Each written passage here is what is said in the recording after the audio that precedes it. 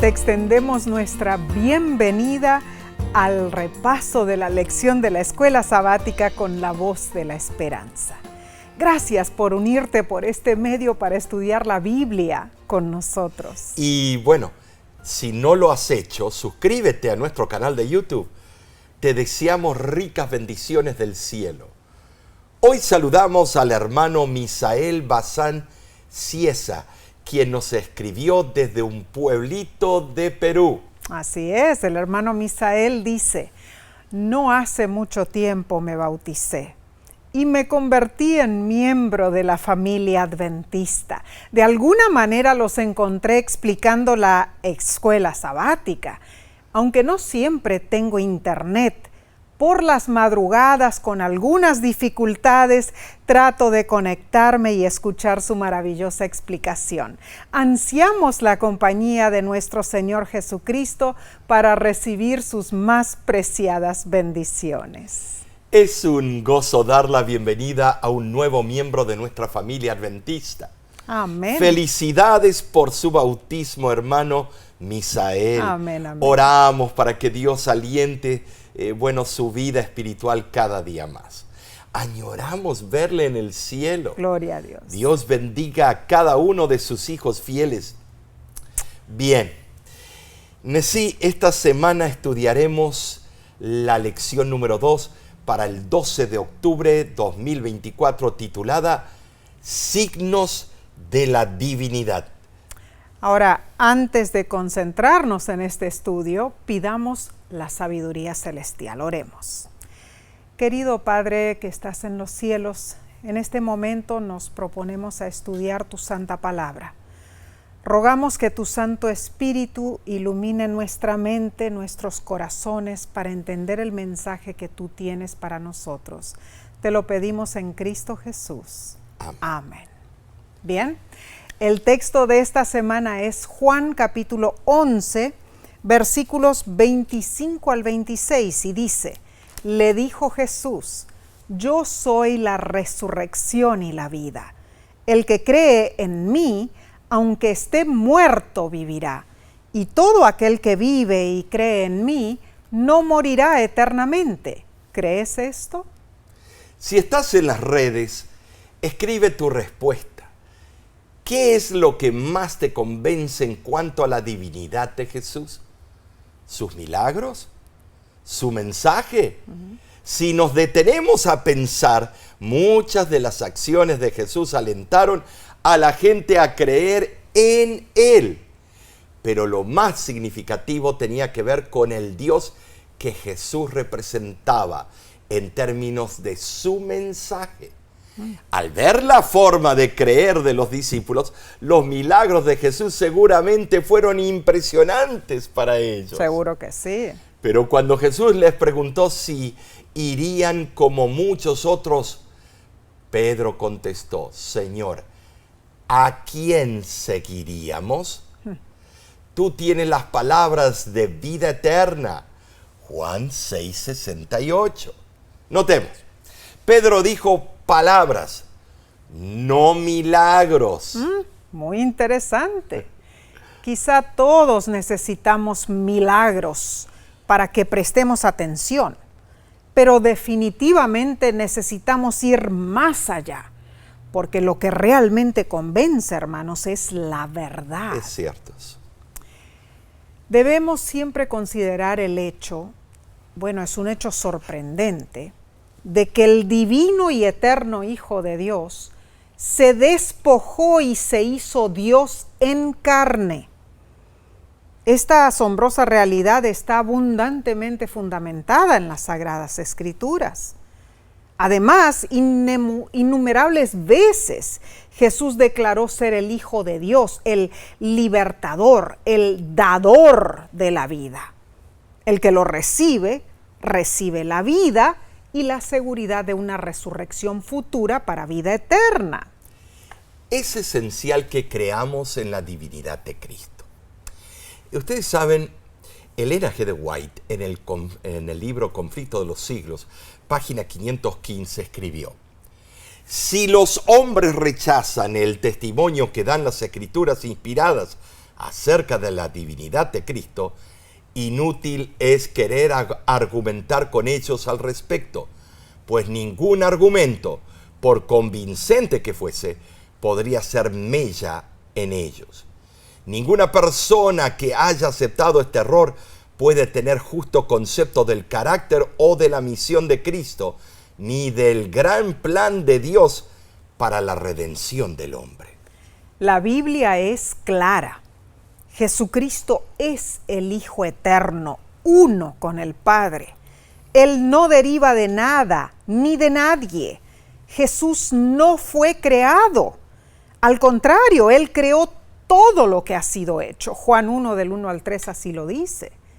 Innegablemente Jesús siempre ha existido. Y aunque Él vino a este mundo y tomó sobre sí nuestra humanidad, Él siempre mantuvo su divinidad. Y en momentos específicos, Jesús habló y actuó revelando esa divinidad. Indudablemente, Omar, esta asombrosa verdad era muy importante para el apóstol Juan, claro, ¿no es cierto? Porque al relatar algunos de los milagros de Jesús, Juan los utilizó para señalar la divinidad de Cristo. Notemos, Jesús no solo dijo cosas que revelaron su divinidad, sino que respaldó sus palabras, con obras que manifestaron su divinidad. Claro. Es interesante leer el comentario bíblico de Barton Johnson en cuanto a Juan, capítulo 11, versículo 25 al 26. Y dice así: Cristo hace la grandiosa y llamativa declaración de que Él es la resurrección y la vida. Palabras que nunca podrían haber salido de los labios de un mortal. Quieren decir que Él es el poder que abre cada tumba, da vida a los durmientes y los llama a salir. Nos da nueva existencia, porque la vida que da al hombre ese ser eterno está en Él y procede de Él. A la luz de su propia resurrección, estas palabras significan que cuando Él hizo estallar el sepulcro, lo hizo por la humanidad. En Él ganamos la victoria sobre la muerte. Su expresión estaba por encima de lo que un mero hombre podía pronunciar. Hermosa explicación y es. Grandísimo significado. La lección de esta semana analizará 3 de las mayores señales de la divinidad de Jesús. Sorprendentemente, en todos los casos, hubo algunas personas que no creyeron en el milagro, ni percibieron su significado. Para algunos, el milagro marcó el momento para alejarse de Jesús. ¡Qué increíble! Para otros, el milagro causó una ceguera más pronunciada. Tremendo. Para un grupo de personas, el milagro les instigó a planear la muerte de Jesús. Y para otros, fue un momento que los instó a creer que Jesús era el Mesías. Te pregunto, ¿en qué grupo de personas estarías tú? Tremenda pregunta. Esta lección nos va a hacer meditar en nuestra condición y en cómo consideramos la divinidad de Jesús. Bien, analicemos entonces la parte del domingo 6 de octubre titulada La alimentación de los 5,000. Te invitamos a leer Juan capítulo 6, versículos del 1 al 13. En los versículos 4 y 5, el apóstol se esforzó por afirmar que, la fecha de la alimentación de los 5,000 ocurrió alrededor de la Pascua. Claro. La Pascua era una conmemoración de la liberación de Israel de Egipto. ¿Sabes? El Cordero Pascual sustituía la muerte del primogénito. Y ese sacrificio simbolizaba la muerte de Jesús en nuestro lugar. O sea, en la cruz, el castigo que merecíamos a causa de nuestros pecados cayó sobre Jesús Él fue inmolado por nosotros. En el libro La Gran Esperanza, página 33, Elena G. de White escribió: llevó la culpa de la transgresión y soportó el ocultamiento del rostro de su Padre hasta que su corazón fue quebrantado y su vida depuesta. Y todo esto para que los pecadores pudieran ser redimidos. Al leer el milagro de la alimentación de los 5,000, ¿quién puede negar la divinidad de Jesús? Semejante fenómeno fue único, sin precedentes en la historia. Numerosos detalles en ese relato sitúan a Jesús en una posición paralela con Moisés en el Éxodo. El tiempo de la Pascua señalaba esa gran liberación de Egipto, y Jesús subió a una montaña, así como Moisés subió al Sinaí. Jesús puso a prueba a Felipe, así como los israelitas fueron probados en el desierto. Tremendas comparaciones. La multiplicación de los panes también nos hace recordar el maná. La recolección de los restos de comida nos trae a la mente cómo los israelitas solían recoger el maná en el desierto. Se recogieron 12 canastas de sobra de comida, lo que iguala en cantidad a las 12 tribus de Israel. Y la gente comentó que Jesús era el profeta que vendría al mundo, haciendo un paralelo al profeta que se levantaría como Moisés, según fue predicho en Deuteronomio capítulo 18, versículo 15. Todo esto indicaba que Jesús era el nuevo Moisés, quien había venido a liberar a su pueblo.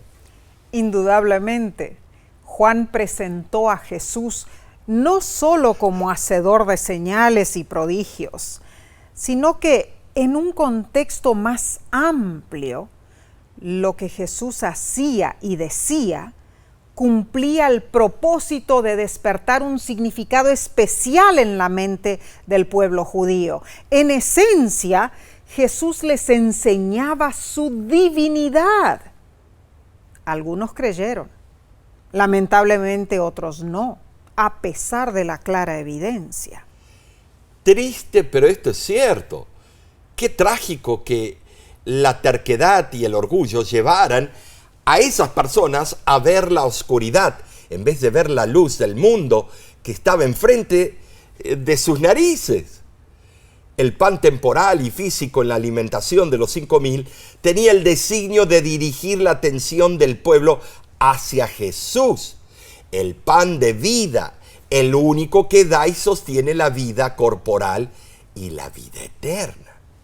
Esto es muy cierto. Ahora debemos mencionar un punto interesante, hermanos. Juan escribió sobre la fuente del poder por el cual Jesús hacía milagros. Cuando Jesús tomó la forma humana, forma de siervo, Él veló su poder, propio de la segunda persona de la deidad, como dice Filipenses 2, del 5 al 8. Juan 5:19 declara lo siguiente sobre Jesús: no puede el Hijo hacer nada por sí mismo, sino lo que ve hacer al Padre. Claramente Jesús dependía del poder de su Padre y demostraba esa dependencia al orar en agradecimiento antes de que ocurriera un milagro. ¿Sabes? Cuando el niño compartió su merienda con Jesús, los discípulos acomodaron a la gente sobre la hierba. Hecho esto, Jesús tomó los alimentos y alzando los ojos al cielo bendijo y partió y dio los panes a los discípulos y los discípulos a la gente, y comieron todos y se hartaron. ¿Saben? Sí, Jesús pidió a Dios, el Padre, que bendijera los alimentos antes de comerlos. Claro. Hermano, hermana, ¿recuerdas a diario agradecer y pedir a Dios que bendiga tu comida? O cuando te sientas en un restaurante, cierra los ojos y disimulas para que nadie se dé cuenta que estás hablando con el Dios que tú crees y tal vez ellos no. Wow. O si Jesús, siendo divino, estaba continuamente en comunión con el Padre, ¿cuánto más lo debemos hacer nosotros? Seguro que sí. Sí, claro que sí. Si Él estuvo en comunión con el Padre en forma constante y directa, nosotros también debemos hacer lo mismo. Estoy de acuerdo. Otro punto interesante en este milagro es que los 4 sinópticos registraron que se recogieron 12 cestas de alimentos después que la gente se satisfizo. Tremendo. Pero notemos, solo Juan declaró que Jesús especialmente pidió que se recogieran los fragmentos de alimento para que no se perdiera nada. Juan 6:12. Tremendo. Jesús satisfizo abundantemente las necesidades de la gente. Todos habían recibido más de lo que podían desear, pero luego, para que nadie pensara que ese generoso milagro autorizaba la derrocha, Jesús cuidadosamente enseñó la lección de frugalidad en el uso de las bendiciones divinas. Tremendo, no desperdiciar nada. Oh, valiosísima lección. La verdad que sí. Si Jesús, siendo divino, se preocupó por no derrochar nada, más lo debemos hacer nosotros. Sí. No debemos descuidar nada que pueda beneficiar a otro ser humano. Seguramente, cuando se recogieron las canastas de los fragmentos de comida que habían sobrado, la gente se acordó de sus amigos, sus familiares, claro, sus vecinos, y quisieron compartir el pan que Jesús había bendecido. Amén. El contenido de las canastas fue distribuido entre la muchedumbre y llevado por toda la región circundante. Seguro que sí. ¡Ay, la fama de estos hechos! Compartieron, ¿no es cierto?, ese alimento. Además, esas personas contaron lo sucedido a todos sus conocidos y la notoriedad de Jesús se propagó por toda la zona. Ay, Omar, ¿cómo me hubiera gustado haber estado allí para ver ese milagro y para probar la comida que Jesús había preparado? Él estaba duplicando esos peces y esos panes. No estaba haciendo clonación. No. Él de la nada estaba creando. Maravilloso, en realidad. Esta lección abre nuestros ojos para muchos detalles y no tenemos tiempo de mencionarlos todos. Daremos seguimiento con la parte del lunes 7 de octubre titulada «Realmente este es el profeta». Al alimentar a la muchedumbre con el humilde almuerzo del niño, los que presenciaron el milagro dijeron de Jesús: este es verdaderamente el profeta que había de venir al mundo. Juan 6:14. Amén. Estas palabras nos recuerdan las de Moisés que apuntaban al Mesías en Deuteronomio capítulo 18 versículo 15, donde dice: el Señor tu Dios te levantará un profeta de en medio de ti, de tus hermanos como yo, a él oirás. Bueno, de todos los personajes bíblicos, Moisés es el que más se acerca a Jesús en su ministerio de intercesión. Es cierto. Recordemos que cuando el pueblo de Israel en el desierto adoró al becerro de oro, Moisés se ofreció a morir en su lugar y ser su sustituto. Es cierto. En Éxodo 32:32 leemos el conmovedor relato de la súplica de Moisés a Dios cuando le rogó que perdones su pecado y si no, ráeme ahora de tu libro que has escrito. Impresionante. Qué Sí lo es. Intercesor fue, ¿eh? Es digna de admirar la abnegada devoción de Moisés a su pueblo. Y es extraordinaria su súplica de morir en su lugar. Muy cierto. Es interesante porque Dios también le había prometido dar un linaje por medio de él. Pero él, firme. Pero una oferta tan generosa, estimados, no puede perdonar el pecado, ni conmutar su pena, la muerte. No. Solo el sacrificio divino, profeta Jesús, puede lograr esa acción maravillosa. Seguro que sí. Solo Jesús posee la justicia y la vida para cambiar nuestro pecado y nuestra muerte. Ahora, los judíos esperaban un Mesías terrenal, hermanos. Alguien que los librara de la opresión del Imperio Romano. Cuando una nación está en guerra, es dificilísimo alimentar a las tropas, cuidar a los heridos, incluso sepultar a los muertos. Mediante sus milagros, Jesús demostró que podía hacer eso y mucho más. Pero ese no era el motivo principal por el cual Jesús había venido. Tampoco era el propósito de sus milagros. La alimentación de los 5,000 brindó la oportunidad de presentar a Jesús como el pan de vida, ilustrando que Dios había descendido del cielo. El Evangelio según Juan menciona 7 de las declaraciones de Jesús cuando dijo: yo soy. Yo soy el pan de vida. Yo soy la luz del mundo. Yo soy la puerta. Yo soy el buen pastor. Yo soy la resurrección y la vida. Yo soy el camino, la verdad y la vida. Yo soy la vid verdadera. Estas declaraciones señalan verdades importantes acerca de Jesús. Las palabras yo soy apuntan a Éxodo 3, cuando Dios se presentó a Moisés como el gran yo soy. Jesús, amigo que me escuchas, es ese gran yo soy. Juan 8:58. Pero la gente no entendió eso. Ellos buscaban beneficios materiales en lugar de la verdad que perdura para vida eterna. Y esta es una trampa que todos potencialmente enfrentamos si nos descuidamos. Leo del libro El deseado de todas las gentes, página 348.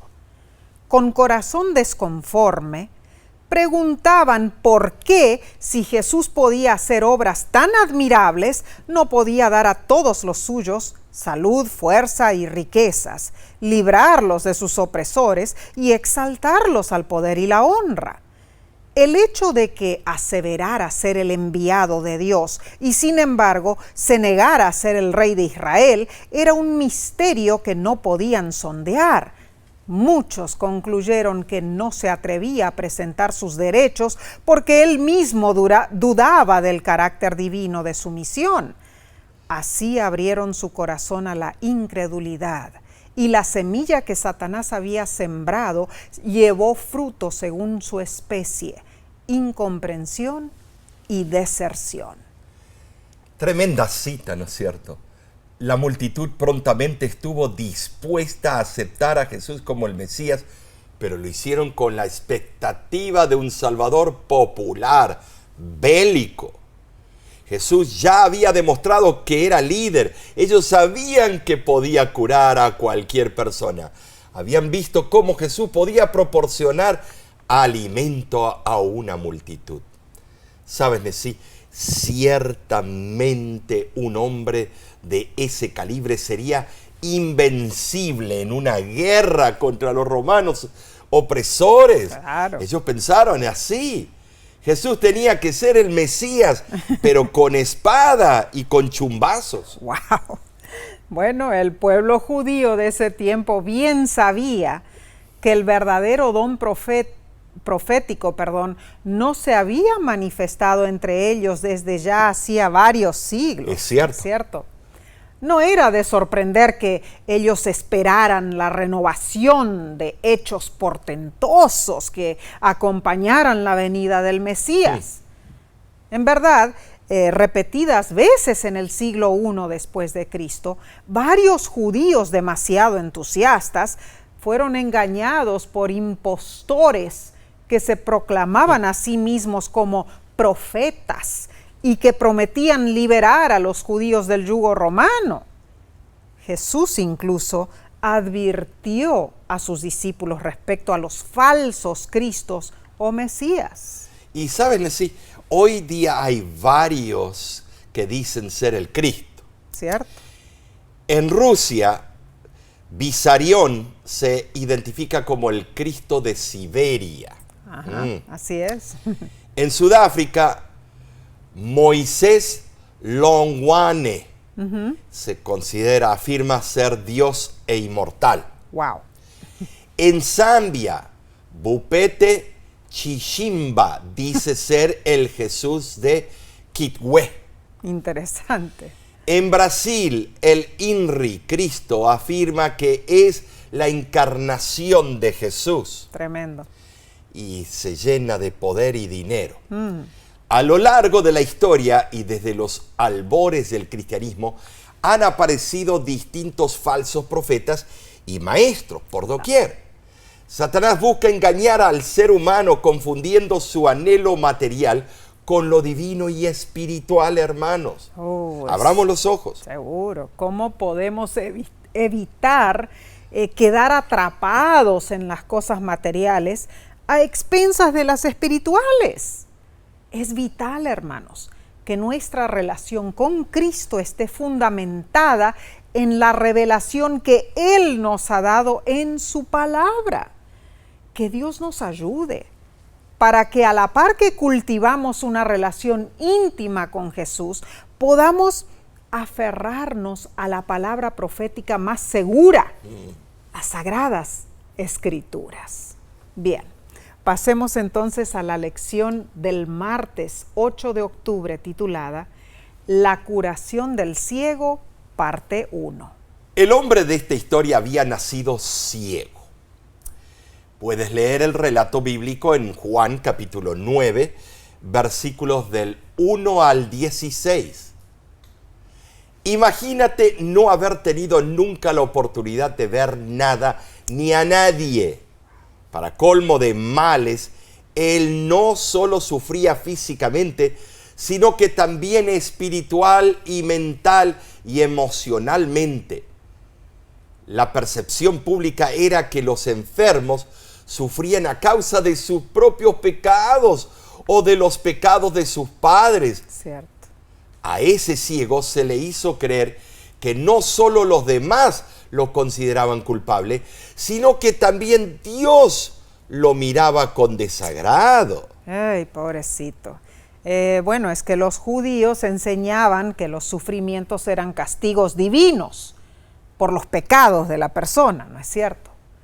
El Talmud Shabbat 55a y Nedarim 41a dice: no hay muerte sin pecado y no hay sufrimiento sin iniquidad. Un enfermo no sana de su enfermedad hasta que no le hayan sido perdonados todos sus pecados. Y los rabinos también, Omar, enseñaban que Dios se encargaba de que el pecado fuera castigado de acuerdo con la regla medida por medida. Entonces nos quedamos vivos nadie, todos fulminados estamos. Ay. Hay varias declaraciones de esa regla, ¿sabían? Por ejemplo, la Mishnah Sotah, capítulo 1, versículos 7 al 8, dice: en la medida con que un hombre mide, será medido. Sansón fue en pos del deseo de sus ojos, por lo tanto los filisteos le sacaron los ojos. Absalón se gloriaba de su cabello, por eso fue colgado de su cabello. Y porque cohabitó con las 10 concubinas de su padre, fue atravesado con 10 lanzas. Y porque robó 3 corazones, el corazón de su padre, el corazón del tribunal de justicia y el corazón de Israel, 3 dardos lo traspasaron. ¡Wow! Esto es increíble, Sí, estimado. La verdad. Los judíos en los días de Jesús sostenían que cada pecado acarreaba su castigo peculiar. Claro. Creían que era posible determinar la culpa de un hombre por la naturaleza de su sufrimiento. Entendamos esto, hermanos. Después de la destrucción del templo, el fin del Sanedrín llegó y también ocurrió la matanza de los judíos. El rabí Yose ben Alafta era el que enseñaba que Dios castigaba con calamidades naturales a los que merecían la muerte. El Talmud Kezubot 30a y 30b dice lo siguiente: el que hubiera sido sentenciado a apedreamiento o cae del tejado o una bestia salvaje lo pisotea. El que hubiera sido sentenciado a la hoguera o cae en el fuego o es víctima de una serpiente. El que hubiera sido sentenciado a la decapitación o es entregado a las autoridades o lo asaltan los ladrones. El que hubiera sido sentenciado a estrangulamiento o se ahoga en un río o muere asfixiado. Es impresionante cómo usaban las palabras para emitir juicio y castigo. Era una creencia acentuada. Incluso los discípulos establecieron una conexión entre la enfermedad y el pecado, pensando así: si el hombre estaba ciego como resultado de sus propios pecados, entonces debía haber pecado antes de nacer, porque su ceguera era de nacimiento. ¡Qué ridículo! Ahora, hay ciertos indicios en la literatura rabínica que muestran que los judíos consideraban la posibilidad de que un niño pecara antes de nacer. Por ejemplo, el Midrash Rabbah, comentando sobre Génesis 25-22, sostiene que Esaú cometió pecado tanto antes de nacer como en el momento de nacer. Ahora, lógicamente, la opinión predominante entre los judíos era que un feto en sí no podía ser culpado de mala conducta. Bueno, esto es un tema. ¿Por qué David en Salmo 51 dijo: en maldad he sido formado en el vientre de mi madre? Es interesante lo que ellos creían.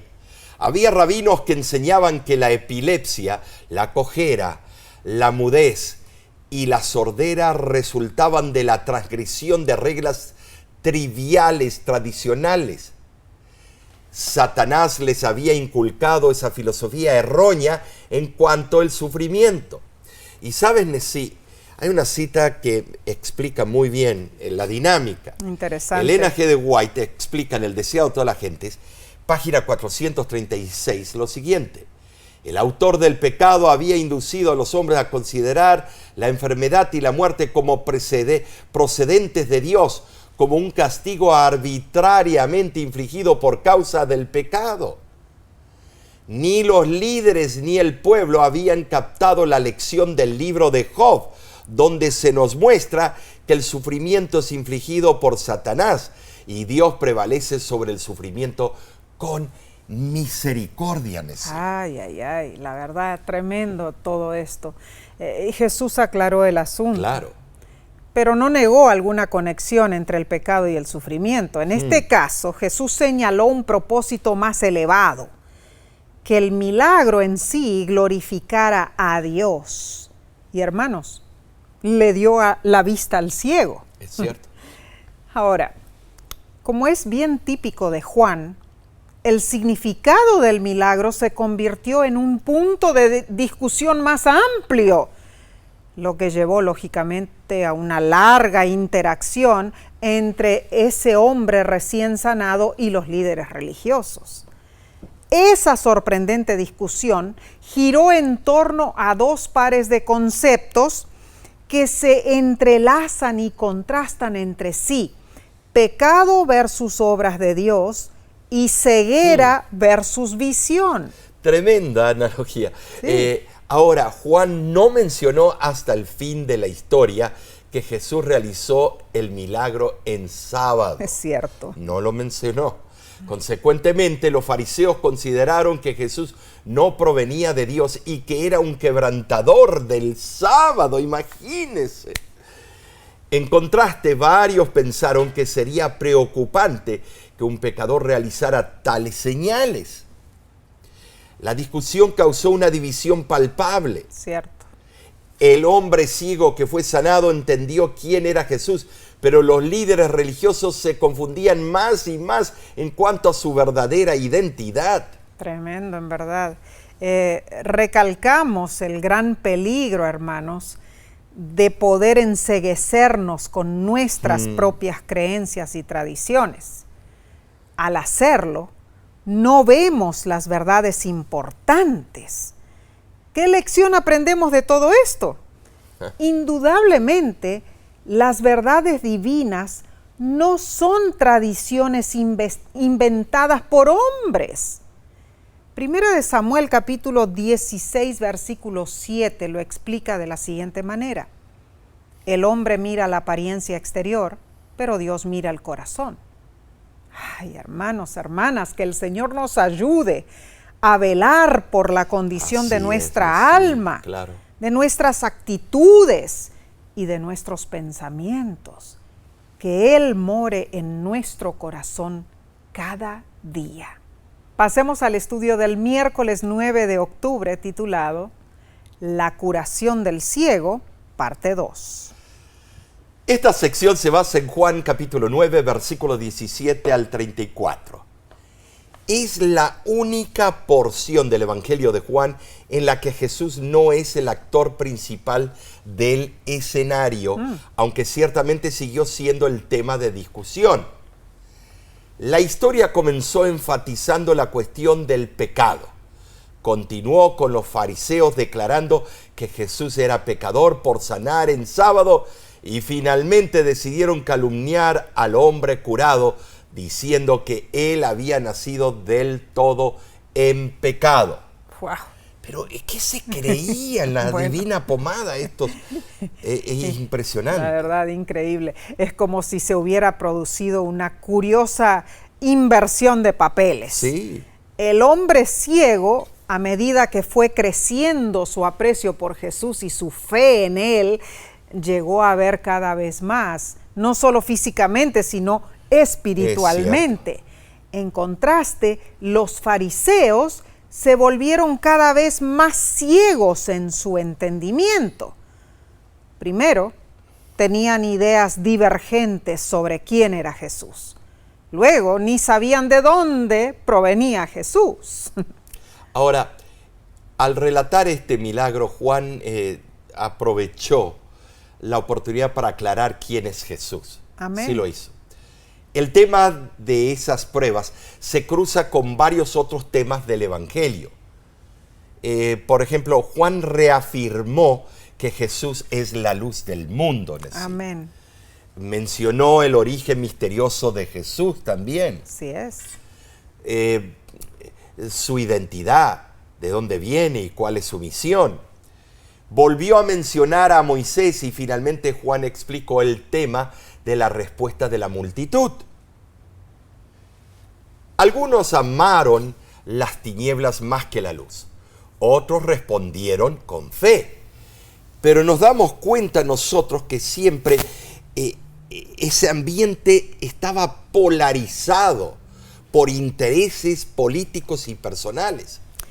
En forma espeluznante, Juan presentó cuán aterradora era la ceguera espiritual de los líderes religiosos. Tenían frente a ellos al hombre que había vivido como ciego, que exclamaba: desde el principio no se ha oído decir que alguno abriese los ojos a uno que nació ciego. Si éste no viniera de Dios, nada podría hacer. Juan 9, versículos 32 y 33.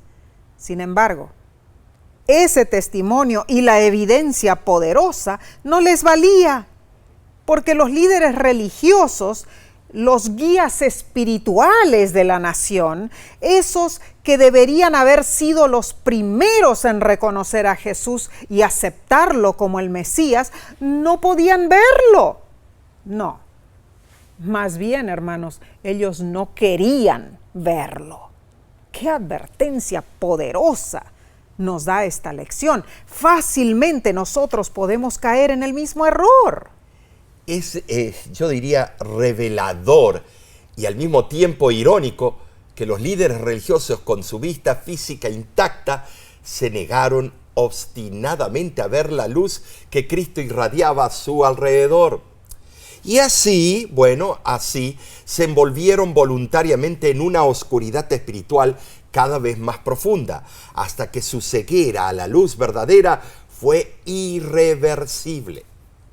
En cambio, la aceptación del ciego a la luz de Cristo no solo le permitió ver físicamente, sino que también le permitió tener la visión espiritual necesaria para reconocer a Jesús como el Hijo de Dios. Ahora pensemos en esto, hermanos, hermanas. Jesús podría haber sanado al ciego inmediatamente, pero por sus propias razones sabias, Él deseó que el hombre afligido participara en su propio proceso de curación. Omar, esto es interesantísimo Sí, porque después de usar su saliva para formar lodo, Jesús, el Salvador del Qué mundo, tremendo. untó esa mezcla sobre los ojos del ciego. Claro, el lodo en sí no tenía propiedades mágicas, hermanos. Las manos que hicieron y aplicaron ese ungüento especial eran las manos del sanador y creador, el mismo que dio forma a la tierra, a las estrellas, al ser humano. Jesús simplemente usó esa sustancia de lodo como conducto para su poder sanador. Muy interesante lo que estás diciendo, Nesí. Sí, en la tierra, en los elementos de la tierra están todos los elementos químicos, bioquímicos, todo está allí. Y Él usó materia ya existente para hacer ese milagro. Maravilloso, ¿no es cierto? Y el ciego, así ungido con lodo, obedeció las palabras de Jesús. Procedió al estanque de Siloé para lavarse y sanó instantáneamente, se sanó. Wow. Yo me acuerdo cuando yo estaba mal, ¿te acuerdas que me hice cataplasmas de barro? Y cómo me ayudó y me sanó. Sí ayuda. Comparemos esta historia con la narración del Antiguo Testamento de Naamán, el general del ejército sirio.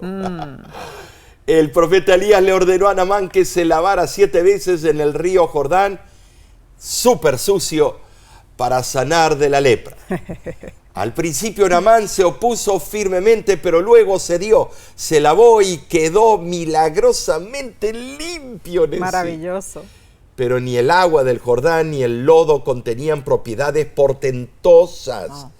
Dios es el único sanador. Así es. Pero Dios utiliza los elementos de la tierra también para sanar, porque Él fue el que hizo esos elementos. Seguro que sí. Y el ser humano comenzó siendo lodo.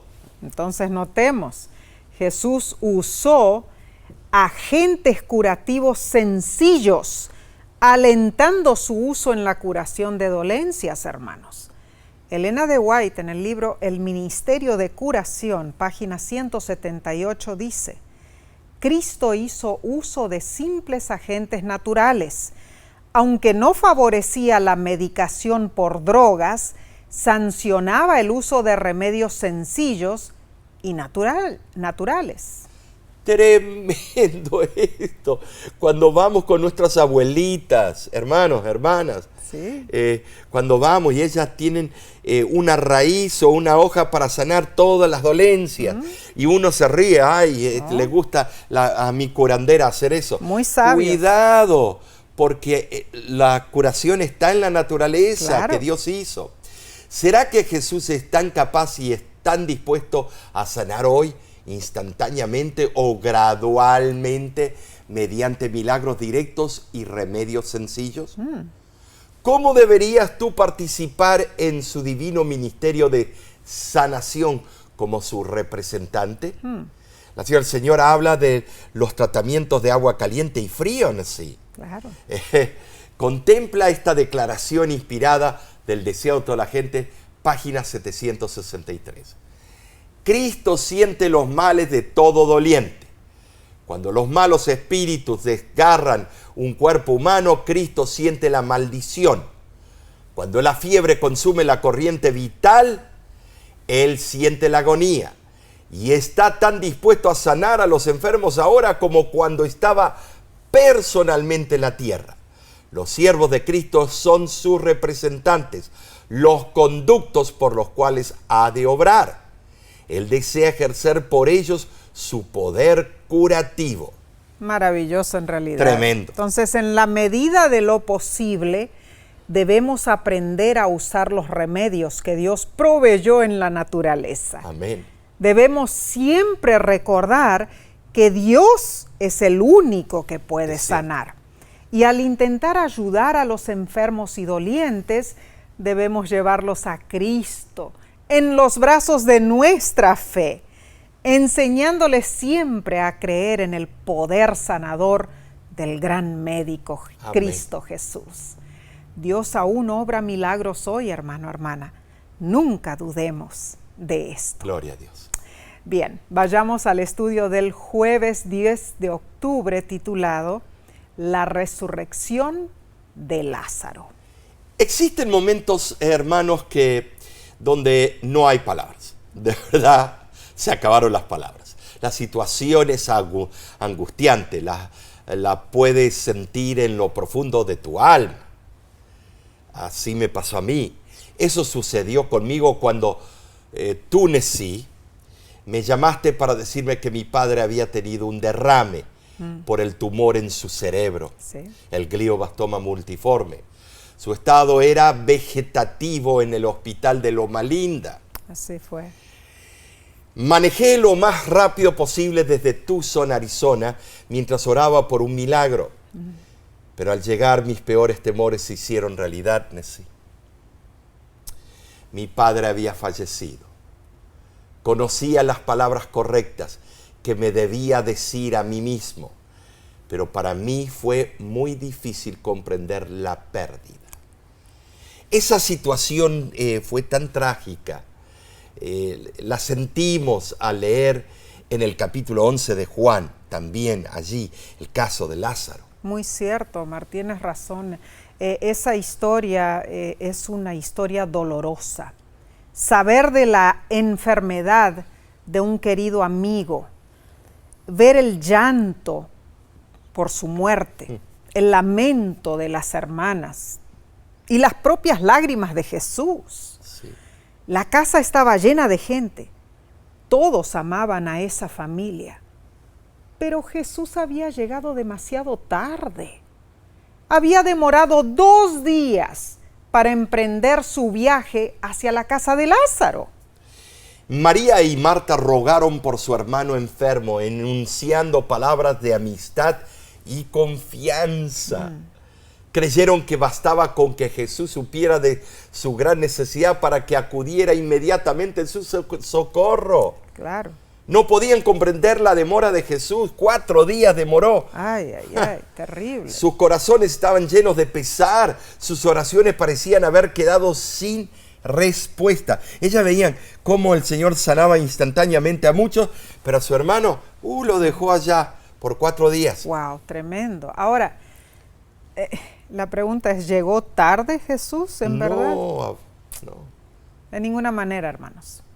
Jesús comprendía todo, conocía el futuro y planeaba algo más glorioso que lo que Marta y María anticipaban. Entonces, la supuesta tardanza de Jesús no fue por frialdad, fue para revelar la gloria de Dios.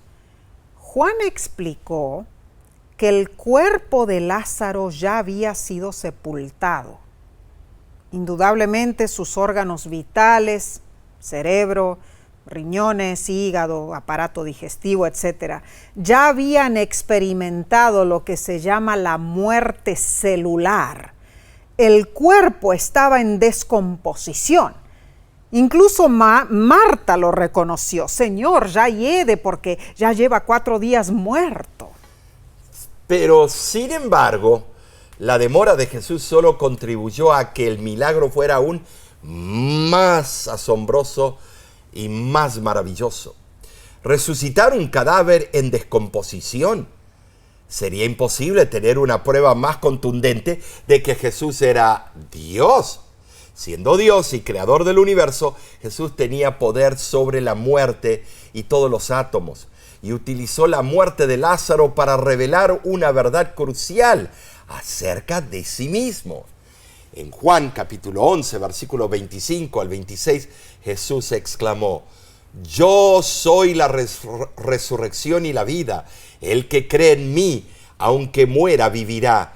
Y todo aquel que vive y cree en mí, no morirá eternamente. El milagro fue emocionante y conmovedor. Jesús ordenó que Lázaro saliera de su tumba y lo resucitó. Oh, Dios se deleita en tomar los designios del enemigo y encauzarlos para propósitos de misericordia en favor de los que lo aman. Ay, Omar, esto es precioso en realidad. Sí. Este milagro señaló a Jesús como el dador de vida, como Dios. Proporcionó una fuerte base al tema de Juan de que Jesús es el Hijo Divino de Dios y que al creer nosotros podemos tener vida por medio de Él. Amén. En verdad, los que descansan en Jesús no estarán en sus tumbas para siempre. No, ¿sí? Gloria a Dios. Porque comparten la esperanza de vida eterna. Amén. Jesús afirmó esta gloriosa realidad cuando dijo: porque yo vivo, vosotros también viviréis. Juan 14, 19. Amén. Al estudiar estas verdades bíblicas, no deberíamos temer a la muerte. Y primera de Juan, capítulo 5, versículo 11 al 12, dice: y este es el testimonio, que Dios nos ha dado vida eterna, y esta vida está en su Hijo. El que tiene al Hijo tiene la vida. Gloria a Dios. Esa es nuestra gloriosa esperanza. Cristo Jesús es el único que da la solución para la desaparición de la humanidad.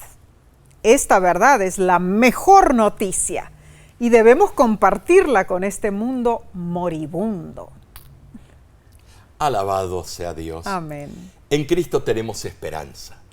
En Él está la vida original, no prestada, no derivada, y su divinidad garantiza nuestra vida eterna. Amén. Ahora, sinteticemos, Nesí, lo que aprendimos. A ver. En primer lugar, al alimentar a la multitud, Jesús señaló su divinidad. Algunos creyeron, otros no.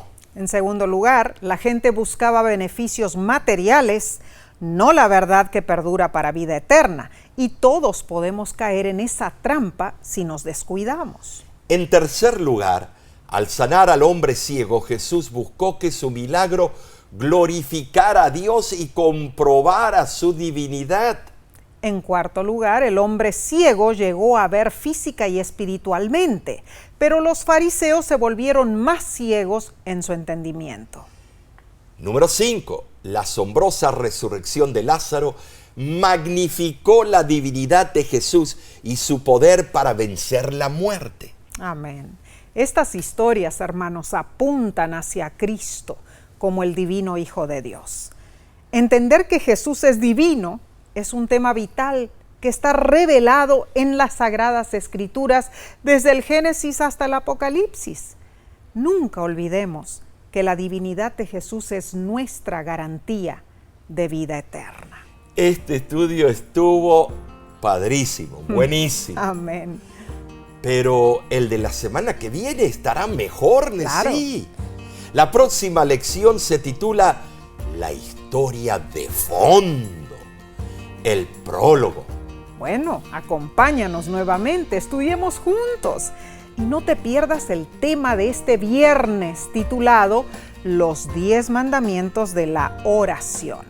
Bueno, hay 10 principios de la oración que se llaman los 10 mandamientos de la oración. Interesante. Y se encuentran en el Sermón del Monte. Wow. Vamos a desmenuzar y ver cuáles son los 10 mandamientos de la oración. No te lo pierdas. Gloria a Dios. Entonces, en nombre de la Voz de la Esperanza, gracias por tu compañía, por tus oraciones y por tu apoyo financiero. Siempre oramos por ti y los tuyos. Que Dios te bendiga ricamente.